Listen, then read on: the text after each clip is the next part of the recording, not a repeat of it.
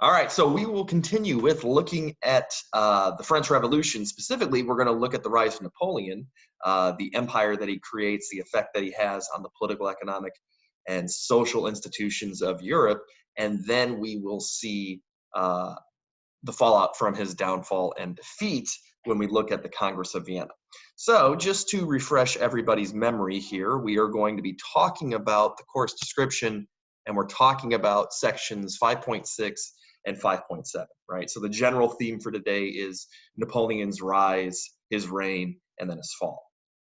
All right, so Napoleon's rise to power comes towards the end of the French Revolution, and we are going to see that he is going to seize power in a coup d'etat in 1799, and then pretty quickly after that, he is going to hold a plebiscite where the French public can vote on giving him absolute power or not, right? Now, what we are going to see is that Napoleon is going to hold this vote, but of course he knows he's going to win, and it's going to give him near dictatorial powers. The French people are weary from the radical phase of the French Revolution, the disorder, the society that was on the brink of collapse, and so they are going to very enthusiastically support his consul, the consulate, and then eventually the empire that Napoleon is going to form. A good example of this attitude towards power that Napoleon has is his coronation ceremony, where he is going to take the crown from the Pope and place it on his own head, sending a message that he gives himself power, that he is not beholden to anyone else, right? So Napoleon's early years are mostly based on peace and reform and repression, and we'll look at all those things. First of all, let's talk about the idea of peace, not one commonly associated with Napoleon, probably. But what we're going to see is, like I said, that French society was on the verge of collapse, and so Napoleon is going to make peace both with enemies of the revolution inside of France, as well as pursuing peace with European nations like Austria and Prussia that had vehemently opposed what was going on during the French Revolution. So one of the ways that Napoleon makes peace inside of France is basically his government is going to be a very big umbrella. He is going to welcome in Jacobins as well as monarchists into his administration, as long as they are willing to swear loyalty to him, to Napoleon. And then he will also make peace with the foreign countries, which is something that we don't really associate with Napoleon. And don't worry, it's not going to last very long. But he does do those things. He has to give his government time to promote order, restore stability, all those sorts of things. So the reforms he's going to introduce into French society are pretty significant, right? He is going to keep the ideas of a meritocracy that the bourgeoisie had insisted during the French Revolution. The aristocratic privileges that had existed in the old regime are going to be kept away. They are not going to be brought back. We are not going to see the resumption of aristocratic monopoly on positions in the bureaucracy or the military. And we're going to see, for example, like tax law, everyone's going to pay their fair share. There will be no aristocratic exemptions from that. So the continuation of a meritorious society is one of the big reforms in Napoleon. An example of this is the creation of a public education system to train future diplomats and bureaucratic officials. Lycées, they are open to all people of talent. They are not prohibitively expensive. They are paid for by taxpayer money, and they train anyone who has talent to be of use to the state. We are also going to see the creation of a centralized bureaucracy. And again, if you are a French politician, no matter what your ideology was during the revolution, as long as you swear loyalty to Napoleon, you can join this thing. This is a continuation of something that we see during the French Revolution, where they create the departments to more fully administer the same law and a national uniform sort of government. Napoleon will continue that. Number 4, he is going to come up with a code of laws that codify the French Revolution and the changes that are going to be made. And this will be known as the Civil Code, or sometimes it's called the Napoleonic Code. It is going to put into writing the changes made during the French Revolution that promote equality of opportunity, equality of citizenship, those sorts of things. And finally, he is going to sign a concordant in 1801 with the Roman Catholic Church. Now, this is really not much of a concession that Napoleon makes to the Catholic Church. The church has big hopes, right? They're hoping that the land that had been seized from the church will be returned to it. They're hoping to regain the autonomy that they had within their organization that was lost during the French Revolution. And they're not going to get either of those things. Napoleon does not call for the lands that were taken and sold to others to return to the church, nor is there any sort of idea that the church and the state are going to be separate but equal institutions. The state is going to be supreme. However, there are some acknowledgments made. For example, one thing, the concordant is going to say that the Roman Catholic Church was the religion of the majority of the people. Not quite what the church wanted. They wanted it to be the official religion of France, but still an acknowledgement that it was pretty important to lots of people. And refractory priests who had refused to sign the oath of loyalty during the civil constitution of the clergy during the French Revolution, are going to be welcomed back into the church and free to practice without state suppression. Okay, so those are the good things Napoleon does to restore order in a time of disorder, in a time when many French were weary with the tumult that was going on within French society. However, if you remember, I said there were three things we're going to talk about: peace, reform, repression. Napoleon is not going to be a big fan of democracy. Obviously, he is going to create a constitution that grants him virtually unlimited power. He will also implement secret police to spy on political enemies. He will use censorship. There is going to be a institution of slavery in French colonies, particularly Saint-Domingue, which will help spark a slave rebellion there that will lead to the emergence of an independent Haiti. And women's rights are going to be lessened from what they were. It'll be more difficult for women to gain divorce. Men will have more control within the family. Women won't have the ability to own private property. Their wages that they make from jobs will become the property of the husband. There's a long litany of ways in which women are restricted by Napoleon's code. Okay, so then we get into war with Europe. Like I said, the peace that Napoleon sought was short-lived. He is going to take advantage of some things that he has at his disposal to spread the French Revolution throughout the continent of Europe. And so early peace in the beginning of Napoleon's reign will turn it into continental war, and that will lead to the exportation of French revolutionary ideas and their implementation in the places that Napoleon takes over. And so a lot of this has to do with the levée en masse that the Jacobins had implemented during the radical phase of the French Revolution. If you remember, the levée en masse basically said that every citizen was conscripted to fight in the Revolutionary Army.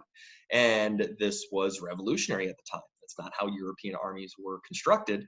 And so the French are going to have a huge fighting force that also is much more invested than mercenary armies, right? If you have read the Game of Thrones books, you know how unreliable sellswords are. They always fight for money, but you can never count on them when the going gets tough. Well, it's true of all mercenary soldiers.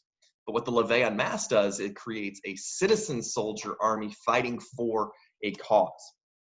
And so the result of this grand army is that French domination of the continent will extend from Portugal all the way to the Russian border. And Napoleon will have the largest amount of territory under the rule of any one government since the Roman Empire, nearly 2,000 years prior to the events we're talking about today. So what we are going to see is utter domination of European countries by Napoleon through his brilliant military strategies, through the advantages of his massive army. A good example of this is the German states, very small and fragmented, and they are going to be easily manipulated and controlled by Napoleon. A good example of this is the Battle of Jena, where Prussian forces are just demolished, decimated, and the fate of Prussia hangs in the balance as the Tsar of Russia and Napoleon negotiate what will happen to Prussia. And it looks like it might disappear from the map, but in essence, it's about halved in the size of its territory. All right, so Napoleon's warfare and domination of Europe, and then his policies as he rules over those places, is going to create a big reaction against him. If you remember, Napoleon often deposed of the monarchs who were sitting on the throne and would put his family members or himself. He crowns himself the king of Italy. His brother Joseph becomes the king of Spain, right? So he removes monarchs who are often popular with the native populations. He also proposes this idea of like a free trade zone where goods are supposed to be able to easily cross borders and create economic prosperity. But really, most of the actions of Napoleon, economically speaking, are for the enrichment of France at the expense of the other European states. And so there is a lot of resentment going on to Napoleon that we will see. And this is going to result in nationalist responses where citizens of places will say, hey, we don't want to be ruled by the French. We don't want to be ruled by Napoleon's flunky family members. We want our own people in charge of our own states. We will see student groups in Germany begin to daydream about, hey, look at how great France is because they united behind a national issue. Imagine if all German-speaking peoples could be unified into one political state. And this will be the beginning of German nationalism that we see during this time. Also, there is a guerrilla war that will be fought in Spain, known as the Peninsular War, fought by Spanish nationalists who oppose the French's policies towards the Catholic Church, as well as the removal of their monarchy.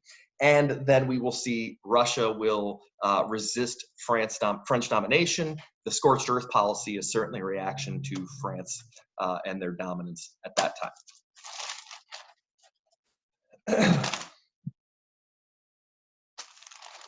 All right, so that is Napoleon. Now, eventually, Napoleon is obviously defeated.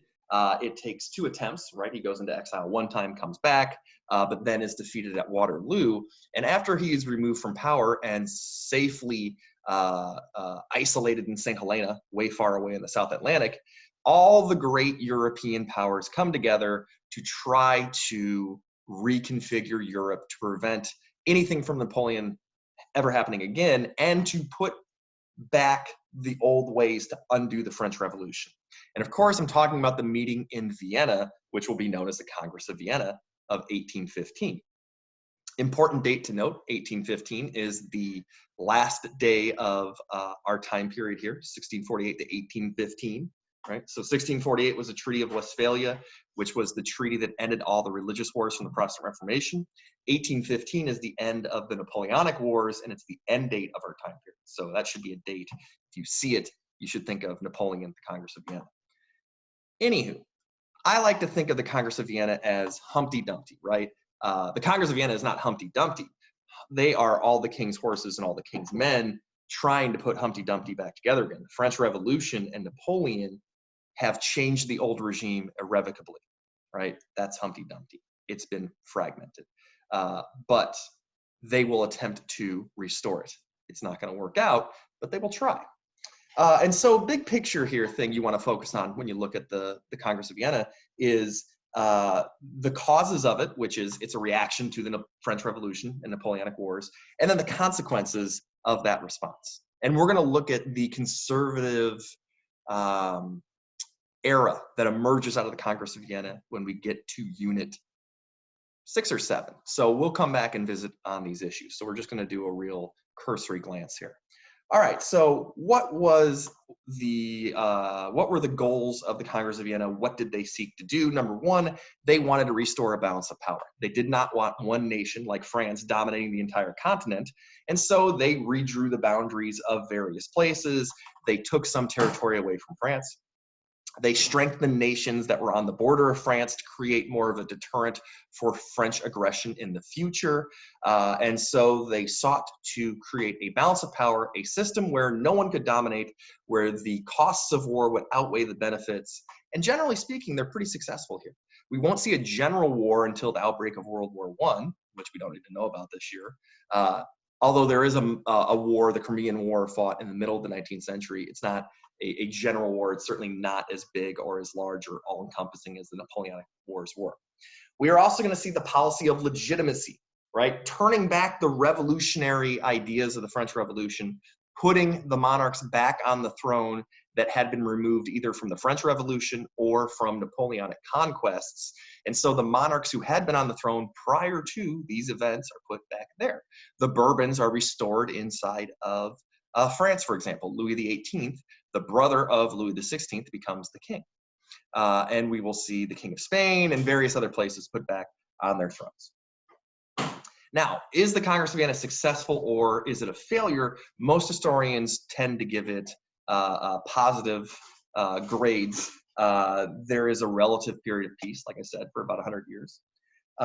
And also, it's going to create a more cooperative nature amongst European nations, particularly for at least the first half of that 100 years of peace, a lot of collective action to maintain the conservative status quo.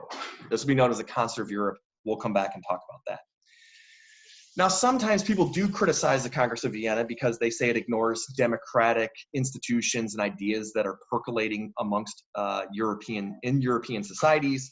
They also ignore nationalist passions, but Kagan and other historians will sort of, debunk those criticisms by saying, like, these are new forces, and the leaders at the Congress of Vienna certainly didn't have a crystal ball. They could not have guessed that they would become the leading ideologies and features of European society in the future. All right, now, it is also going to impose a conservative reaction to the French Revolution. Some might even say it's reactionary. We'll talk about that more as well. Okay, so that's it for Napoleon and the Congress of Vienna. We have one more topic to talk about in Unit 5, and then we'll move on to Unit 6, which is our next time period. But until then, I'll talk to you later.